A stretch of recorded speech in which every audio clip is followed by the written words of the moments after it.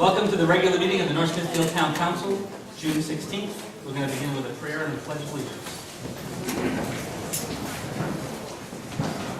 Lord, assist with thy Holy Spirit of counsel all those who are serving in positions of authority and responsibility. Pledge allegiance to the flag of the United States of America and to the republic for which it stands, one nation, under God, indivisible, with liberty and justice for all. Can we begin with a roll call, Madam Clerk? Ms. Alves? Here. Mr. McGee? Yes. Mr. Gaspar? Here. Mr. Zelinski? Mr. Flaherty? Here. So tonight the big item on the agenda is the budget. We do have a few other items to get through first. So beginning with item number 4, discussion by council vote or other action on consent agenda. All items listed in this section are considered in one motion. There will be no separate discussion of these items unless a councilor so requests, in which event the item will be removed from the consent agenda. Are there any suggestions for removal from the consent agenda? Mr. President, Mr. Yazbek. payment of bills and communication from town offices, monthly financial report. So noted. Are there any other suggestions for removal of items from the consent agenda? Hearing none, is there a motion to accept the remainder of the consent agenda? Moved by Councilor Yazbek, is there a second? I'm sorry, second by Councilor, motion by Councilor Zelinski, seconded by Councilor Yazbek. Any further discussion? All in favor say aye. Aye, opposed. Payment of bills. Mr. President, if we could separately vote on B&E Consulting in the amount of $11,106.25 located on page 2. We could also separately vote on Moses Alfonso Ryan, 4525.50 on page 5. And on page 9, Stephen M. Robinson, the law firm, $6,062.50. So move to do this first. Okay. That's fine. Is there a motion to approve the bill for B&E Consulting, Moses Alfonso and Ryan, and the Robinson Law Firm? So moved. Moved by Councilor Alves. Is there a second?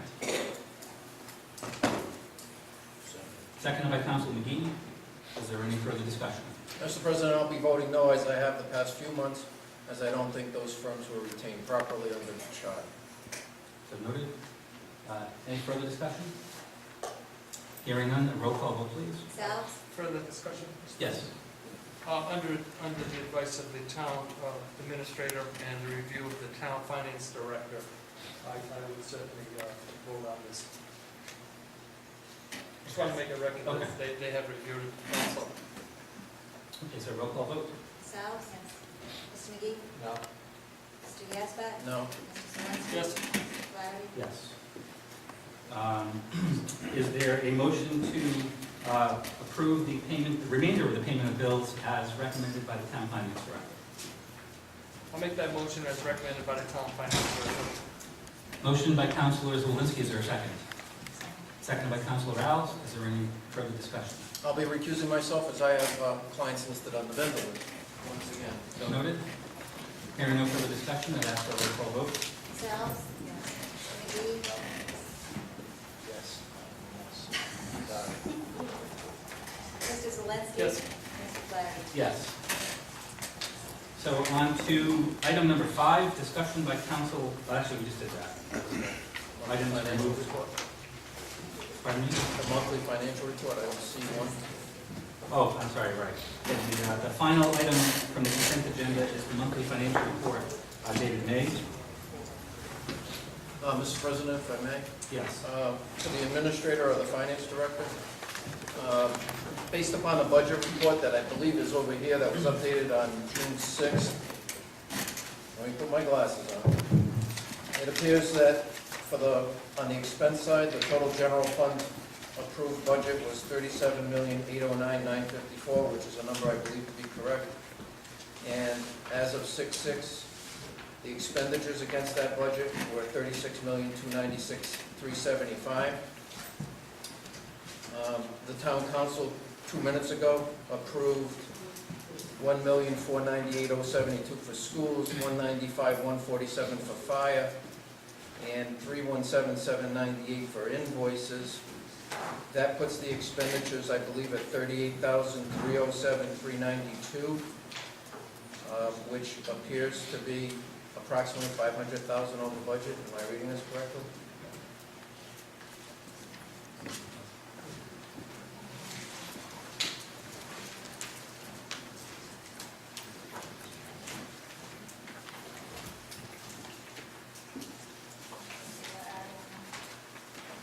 I'm sorry, Do I repeat it?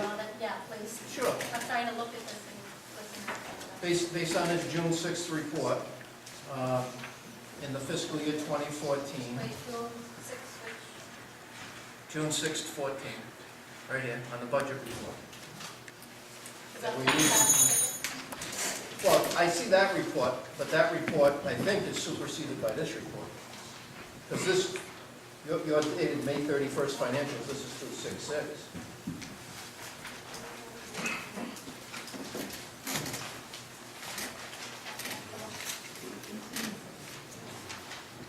the one I have is dated June 31. So is there a change from 5/31 to 6/6? On the financial that I put in the packet? Right. It seems to be, because you were at 35,418, and now you're at 36,296.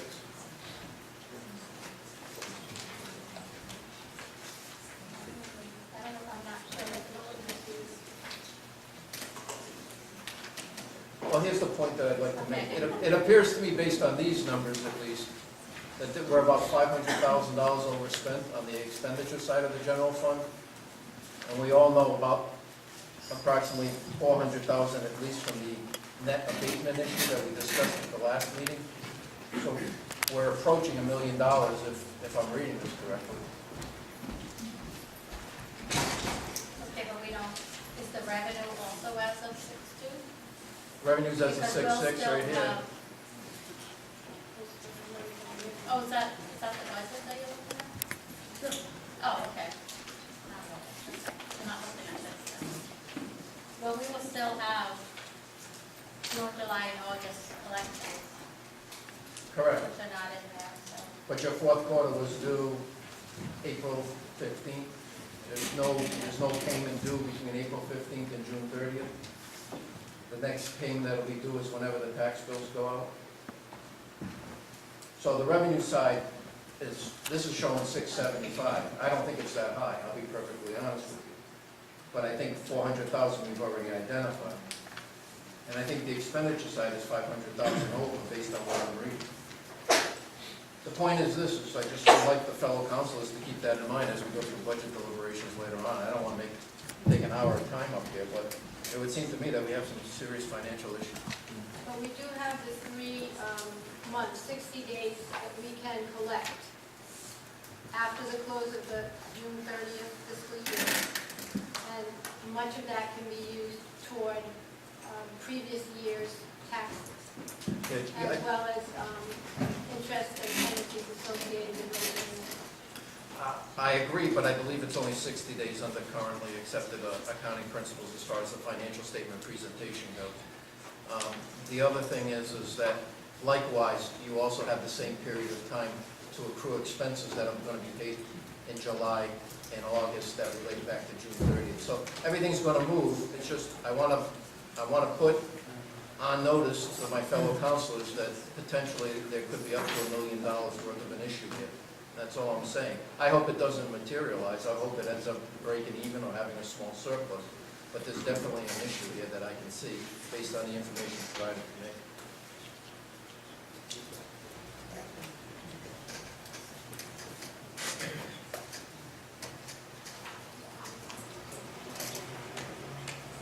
Question for the finance director. I'm not sure if you may or may not have this handy, but if you have the information that tracks the same period last year, in terms of, can you comment on it? Do you have that information handy to? We would have to pull it Okay. first to do that, we don't have that right in front of us. Maybe that's something that you can consult as we go forward. I think that the revenue expenditure was updated as of 6 something, and it's including a lot of the expenditures already on the expenditure reports that they're paying. Because the reports include what's out there to be paid, that's in a batch. Okay, so the So bill I don't we know how just, much of the bill that we is just already out approved there.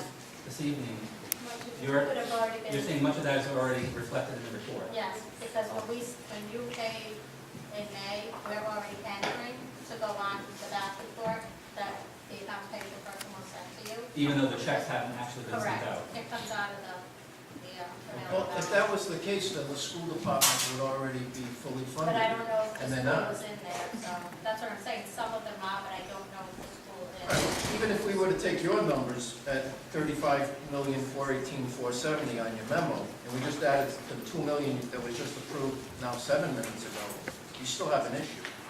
And I just want to make sure that everybody knows there's an issue. I hope it's just presentation, and I hope it's buried somewhere in there, and I hope we finish the year with a surplus. But based on the abatement issue and now what seems to be a spending issue, I just want fellow councilors to know that it needs to be monitored very closely. And I'm sure we're going to get a report from the administration. Okay. Anything further on the consent agenda?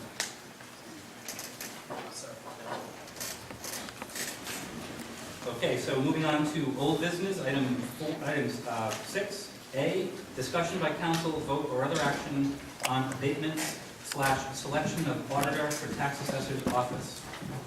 The last time we met on June 2nd, that wasn't the last time we met was on the 12th, but the time before that for a regular meeting, we took up the issue of the discrepancy in the abatements, and the council discussed conducting a review, a third-party independent review of the tax assessor's office. Exactly how we're going to do that wasn't resolved, but we decided we'd come back this evening and discuss some of the options.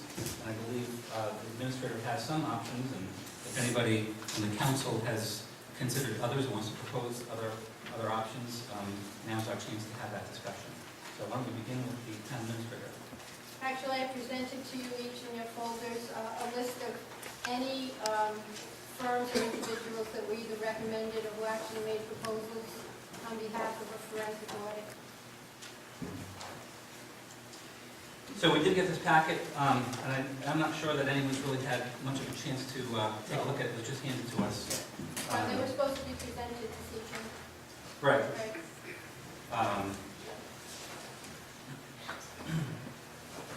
We have some credentials of some folks who apparently have done this. I did a little research myself and discovered that 2 communities in the state have recently undertaken audits of their assessor's office. I think it was Middletown and Bristol, and suggested we obtain the RFP from those communities to look at what the scope We're in was. the process of doing so. Okay. I don't know if council was anticipating making a decision this evening or having substantive discussion, but now would be a good time to have that discussion. President? Mr. Yapback. I was under the impression that we tried to get some kind of forensic auditor in here so that we could ascertain if the records were in fact altered, whether on purpose or accidentally. The other question I have is, who knew what, when kind of questions. And the names provided tonight, although these people seem to be qualified as assessors, I'm not so sure they're qualified as forensic auditors. They all seem to have appraisal background and qualifications, maybe serving as prior appraisers in certain towns or whatever, but we need I think we need somebody to go in there, because obviously if records were altered, and we heard testimony on June 2nd from the tax assessor at that time, that her understanding was that for these things to change, somebody would have had to go in and alter them. That is, should be troubling to all town council members. So I think we need to get that issue put aside, and we need somebody who has forensic accounting experience to go through and figure out. I understand there's a log anytime that something has changed within that tax system. I wanted to get more information on it, but my appointment got canceled with the assessor, so I wasn't able to do anything further. Although I did have an appointment with her. So I think I think you're right here about an RFP from those other communities that just went through it, and/or a list of those that bid in those other communities, so we can make sure that those people are up to date. I'm hoping they got a forensic accounting.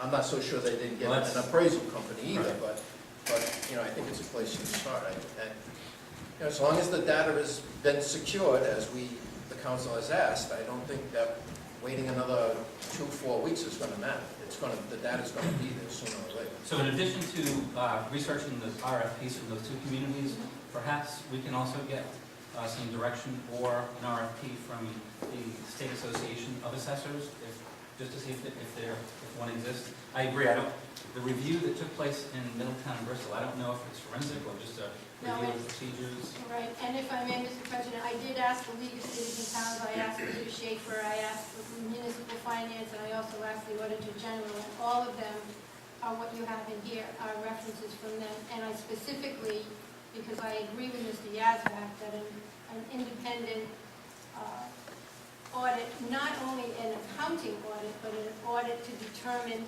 if the camera system was tampered with, if any of the Opal or Vision or any of the other software systems that are exclusively used in assessors' offices were manipulated in any way, and these are the people that we got. Okay, so from a timing standpoint, I'd like to know if we can come to some conclusion about when we'll take action on this next. If I understand correctly, isn't it customary that the first meeting in July is skipped? Is that true? Is that everyone's understanding? July 7th would not be so that the next opportunity to make a decision on this would be July 21st. So perhaps the information that's being collected could be assembled, provided to the council so that we can review it. Perhaps a recommendation prior to, in fact, I would even request prior to that Thursday before the meeting if possible. And we're looking, just so that I'm getting exactly what you want, a forensic assessment of that department, drilling down through the numbers and finding out if anything has been erroneously input of data has been manipulated. That may be more difficult to find from an auditing firm. In fact, we were even, it was recommended, and you'll find it in there from Peter Schaefer, I believe, to have our current revaluation company provide assistance in this regard. Because they will be able to run a report for us to see who entered data, what date, what time. So it may be that we have a combination of several groups, you know, converging on this, and I just want to ensure that when I'm asking for what I assume you want, I'm asking for the right thing, and so far I've been asking for forensic, and that, what you have is everything that has been given from the normal sources of referral checks. But I'll go up and find out from the communities that provided an RFP. I don't know if they did anything in terms of, you know, determining systems or strengths or weaknesses of particular people. I don't know if it was so forensic, but I'll provide anything I can by the next. I don't know about other councils, but in addition to the forensic, knowing who knew what, when, and when things changed, I would like to see some examination of the department itself in terms of policies, procedures, you know, why, for example, that it took as long as it did to even have the information presented to us. What could have been done differently so that we had better notification? We weren't hearing about it for the first time on June 2nd. Mr. President? Yes. The administrator just made reference to the current reappraisal company. But I think we're all in agreement that some of these abatement issues were a direct result of the appraisal company.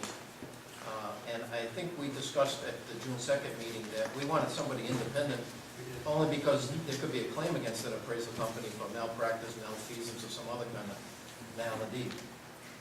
So I'm not, just like we had requested and the administrator agreed that it shouldn't be her or her department heads conducting the audit or the forensic audit. Likewise, I think you need to get somebody neutral in there. Question for the administrator, if I may, Mr. Please. Were any CPA firms sought out? Was Mr. Edge's office called?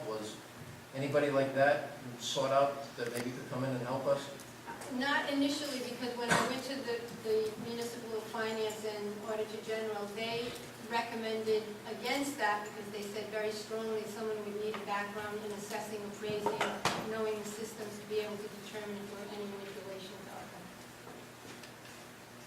I understand, but I think the council was pretty clear that we wanted somebody to go in there with the skill set of being a forensic auditor. They can learn the software, I believe, relatively quick. If not, they can hire sub-professionals to assist them. So maybe some of these people who are appraisers that you have tonight would be a sub-professional to look at one component, but a forensic auditor is in charge of and has the abilities to go through and look at the whole thing. The other thing is, if there is a manipulation of records, and it's done on purpose, that becomes a whole different story. And I don't want to conjure up any thoughts of what it could or couldn't be, but it is definitely a different type of problem. And now you're into a very touchy and have to be acting carefully through that kind of a minefield to make sure you get a full understanding of exactly what happened and why. There's plenty of rumors out there, and I don't want to, repeat any of them tonight. That's not my purpose. But the purpose is, there's a number of people that have lost faith in the system here as we have it. And if you think you had a lot of people requesting abatements last year, now that this issue is out here, if we don't get ahead of this issue, you're going to see a 3- or 4-fold increase in the number of people requesting abatements, if for no other reason, to see if they can do let's make a deal. So you need to make sure that we get to the bottom of it, and we get to the bottom of it faster. I think every CPA firm in the state who conducts municipal audits should be called. They have experts, and they should be called promptly to see if they want to come do it. Same thing with Mr. Edge. If he was good enough for the school department, he should be good enough for the tax assessors department. That's my opinion, and I'm a little bit disappointed that we haven't done more towards that end. It just seems that we called the state auditor general or the municipal affairs, and that's where it ended. I think the council was pretty clear. Matter of fact, I had the minutes transcribed. I can repeat them back verbatim if you want, but I think there was no doubt in the council's mind as to how we wanted to go forward. Now we'll wait another 4 weeks because we don't have a meeting July 2nd. But I hope we have a report at least then that there's 20 CPAs in the state that do municipal audits, and we contacted all 20, and 15 said they didn't want to do it, 3 said maybe, whatever it may be, but we'll get something. Can I recommend that the information that's provided to the council go to individual councilors and between now and the next 2 weeks? Do you want us to go out for an RFP? Well, I think what I would. I think we should. Well, it's ridiculous to spend that much time calling people. Why don't we put it out and let them decide if they want to? But we have to understand what the scope is. We have to have an agreement on what the scope is. Well, we for an do. RFP. Mr. Yazbak clearly articulated that. I'll just take that information. We'll make an RFP. I'll check back with him and we'll get it up. Does anybody in the council object to Mr. Yazbak working with the town administrator to arrive at a mutually acceptable approach for a scope of services? I would fully endorse that. Councilman Yazbak and myself, in a joint email to the town administrator, we expressed our concern about the integrity of the process and the tax assessor's office, and we was pretty succinct in trying to say that we wanted that database protected. There has been reports that if someone does go in and touch it, there is a history to back into it. I just want to make sure that those that had the password to get in were the proper people getting in with the proper password at the proper time. The scope of this audit should be full encompassing. We certainly have to reinstill the confidence in the tax bills that are going to be going out. So this has to be done. I'm a little surprised that we're not at that point to be thinking about doing it right now. Sooner than later would be best. Well, I think we were looking at a two-pronged situation. The immediacy of the problem was to stop the bleeding, and I took immediate action for that. Everything, as Mr. Yazbak has stated, has been locked down. We only have one person. We know exactly who's going in. We can document that by running any number of reports. The person, I believe I sent you an update dated June 11th from Mr. Alan Booth, who's the individual that's gone in there and made modifications to existing tax roll. He's got information actually today that he provided to us with numbers that he feels very confident after making adjustments, after correcting errors, and providing us with a relatively lengthy current condition of the assessor's office, which was provided to all of you. He feels very confident, as do I, that what we have now is a situation that is very much in control. We're very much back in control of the situation. That's part one. Part two is to determine who did what, when did they know, how was it done, and let's never let it happen again. So in order for us to have the second part accomplished, the first part had to be attended to. That we've got under control right now. We'll give you some numbers in a minute. And I think that took precedent, unfortunately. We did as much as we could, given that we were still running back and forth, trying to make sure that we would have a number for you that you felt confident in tonight in adopting the budget, and that's what we've done. So this next, if that isn't sufficient, I'll be happy to go out RFP, RFQ, whatever you feel is necessary, and within a few weeks, I'll have all that data to you. I'll provide it to you before your meeting, there'll be ample time. If you have questions, call us, and we can call the individual to get further information, so when we get back together, we'll know. So just to be clear, over the next 2 weeks, you'll provide data to the town council, and then perhaps work I'd like to with work with Council that. Yazbak to come to an acceptable scope of work. Can I ask a further question? Yes. Madam Administrator, when you use the word it's coming under control, or what was it you said exactly? Coming under control? It's under control. I'm reading this memo, this packet we just received maybe 40 minutes ago. Under control, is one to gather from that the abatement number is dropping? No. No. The abatements were done, So so it's we're not just talking like, about process getting I'm under talking control? about whatever was done cannot be undone, first of all. What we're trying to do is send out what, and it's a scary term when you say a supplemental bill, but let's say there was an error found in what a value was placed at. If the person indeed does have to pay more because it was inappropriately valued for whatever reason, that bill has been sent out. For approximately $100,000, is that what it is? $103,000 of supplemental billing that took place in that department to offset some of this. In addition, we have the $250,000 that we set aside for abatements, and we also have $100,000. So we are whittling down that $750,000. But we can't be complacent, and we can't sit around and think that it's going to go away. We have to be actively watching what we spend from now to the end of the year as well. Thank you. Just a clarification. But under the best case scenario, Madam Administrator, you still have a $400,000 shortfall in this current year's budget.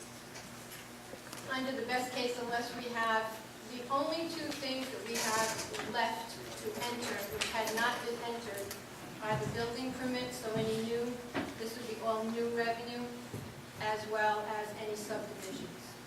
Nothing of those have been put in at all. So I would say that's negligible, so yes, Mr. Yazbak, you're probably right that we're close to $350,000, $400,000 when all is said and done. Mr. President, if I may just make a statement, I know that Councilman Yazbak wasn't in agreement with this at the last meeting, but we do have the independent outside auditors who are there and ready to go. They're already on retainer. If we need to go forward, they're right there. And they're new, And they're new. Mr. President. Mr. Yazbak. Solicitor, after we had that conversation at the last meeting, I checked with those that do municipal audits, Yes. one firm in particular, and I was told that they'd be precluded from giving us an audit report if they were to do some of this day-to-day activity and this kind of an investigative work. So there seems to be a professional standard that exists. Now, I don't do municipal audits, so I can't tell you that I'm fully aware of what it is. Right. But there seems to be some, because it's federal and state monies, there seems to be some issues. They have to come in and they have to do a pure audit. So for them to be able to do some of this other stuff, they have to be very careful what they do and what they don't do. And so I was basically told that most firms would say, well, we're just doing a pure audit. You have to go out and get another firm that's independent to help you with this kind of work. If you're gonna be going back and changing data and/or doing any kind of, that type of stuff. I think it's purely investigative. I don't see why they couldn't. But if they have to go back and render opinions and that kind of thing. And then the other thing that we talked about the last time is, well, if we can find somebody who can do it, then we have a second set of eyes with these new auditors to go through that and sign off on it. So I think it's, I think there's a benefit to that too, that you wouldn't have otherwise. Mr. President, I did talk to our new auditor today, and they were kind of confused as to why we didn't ask them to begin with, and I told them that I was not going to speak for the council, but I thought it was just to keep the new firm from looking at, the errors that are there. They are more than happy, she said, to come in, because they're going to look at them anyway, but they're not going to come in and fix and go through and everything, so I know you're looking for everything, but I did talk to our auditor today, and said they would come in and look at them. Well, to that end, Mr. Booth is in fixing things. I'm assuming we have a full backup before he arrived. And now I'm assuming he is fixing things as he's been retained to do by the administrative staff. If the manager or the partner on that audit wants to sit down with us and they feel that they can do it independently and not taint their ability to either conclude or not conclude that our year-end financial audit and financial statements are fairly stated, and they want to do the kind of work of this, and they feel they can issue that report, then I'm willing to compromise. So maybe that is a place that we can start, is by calling a meeting with their manager and their partner to come in and do that. Okay, so we're all clear on how we're proceeding on this? Okay, no further action required to move on to discussion by council, vote or other action on tentative contract with Council 94.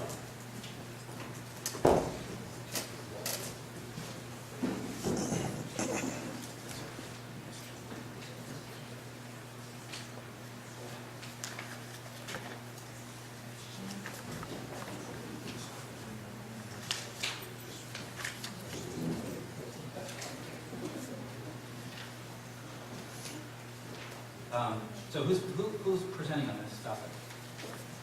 I believe that we gave you the tentative agreement at the last meeting for a 3% increase and a 1-year extension for the union. That was at the public hearing. Right.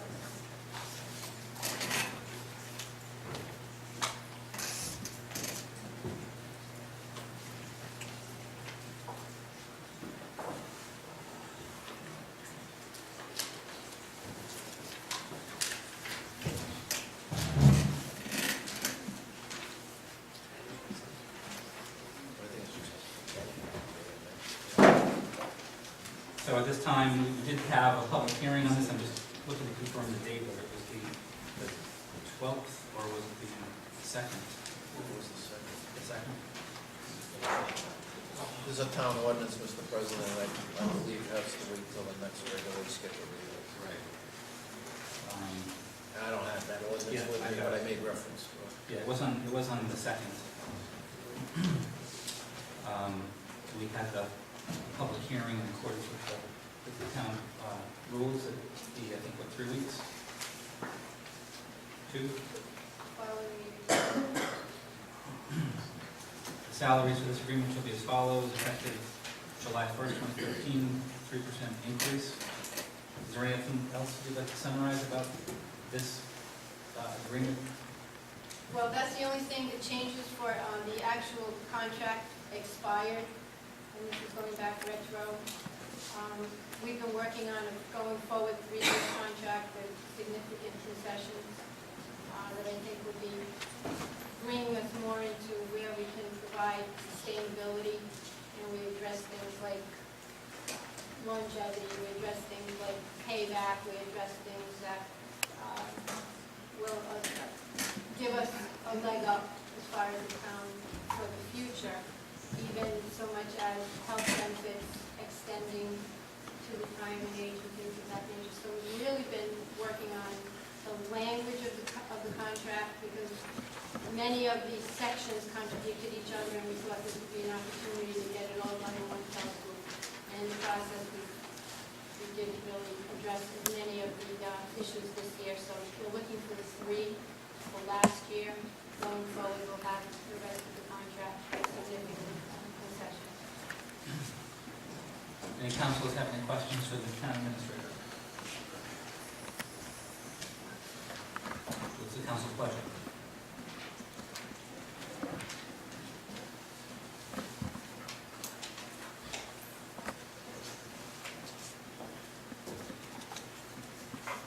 Mr. President, little clarity on this. As the administrator said, this contract expired on July 1st, 2013. And what we have in front of us is going to expire June 30th, 2014. So if I can, what I heard you say, you're basically just trying to tie this all up to move forward for the next contract, which you're already made major inroads in. Oh, significant. Okay. And basically, we've always pretty much went with a 3% increase.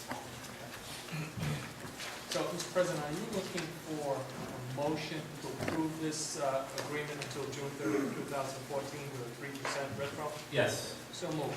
Moved by Councilor Zawinski. Is there a second? Seconded by Councilor Alves. Is there any discussion? Hearing none, I'll ask for a roll call vote. Ms. Alves? Yes. Mr. McGee? Yes. Mr. Yazbek? No. Mr. Zalinski? Yes. Larry? Yes, motion carries.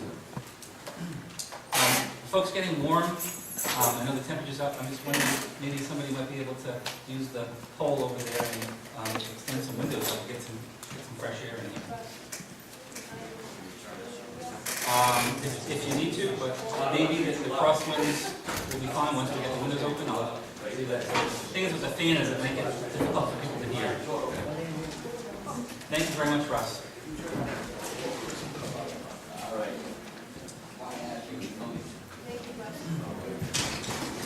So moving on, we've got item number C under whole business, discussion by council, vote or other action on appointments to boards and commissions. There's only one that's on the agenda. It's for a second alternate planning board appointed by the town council for a one-year term that expires December 1st, 2014. Are there any nominations? Hearing none, we'll move on to the next item, item 7.